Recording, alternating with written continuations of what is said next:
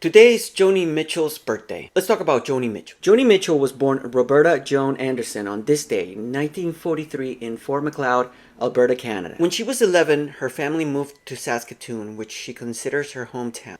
After contracting polio as a child, she developed a fierce independence and resilience that would define her career. She was a painter, wrote poetry, and studied classical music at a young age. She wanted to play the guitar, but her mother did not approve. Joni got herself a ukulele and became determined to learn how to play guitar by following a Pete Seeger songbook. Her weakened left hand due to polio, however, made traditional chords difficult to play. This challenge led her to develop a unique style, using alternate tunings and chord shapes that would become a defining feature of her music. Her distinct style, which blended folk, jazz, and pop, quickly gained attention when she moved to the Toronto coffee house scene. Joni Mitchell, a very young lady, Saskatchewan born. And then to New York City, this being the first time in the US, when she was 21 years old. It was around this time she met and married fellow folk singer Chuck Mitchell and took his surname. They divorced in 1967. Soon after, artists like folk singer Tom Rush and country singer George Hamilton IV were playing her songs. David Crosby of the Byrds fame caught her performance at a club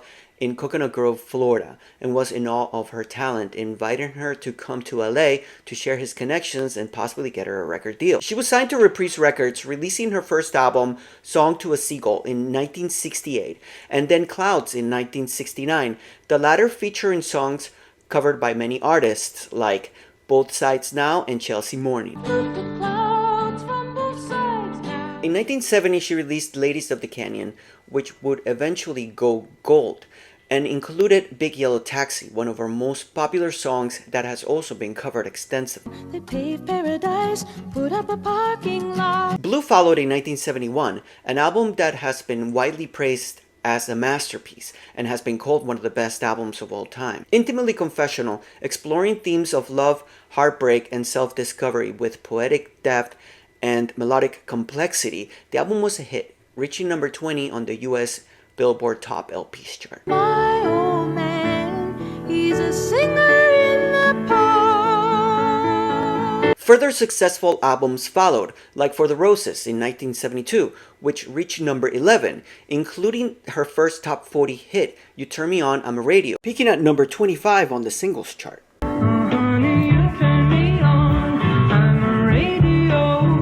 End Court and Spark from 1974, which went to number 2, featuring her only top 10 hit, Help Me, peaking at number 7.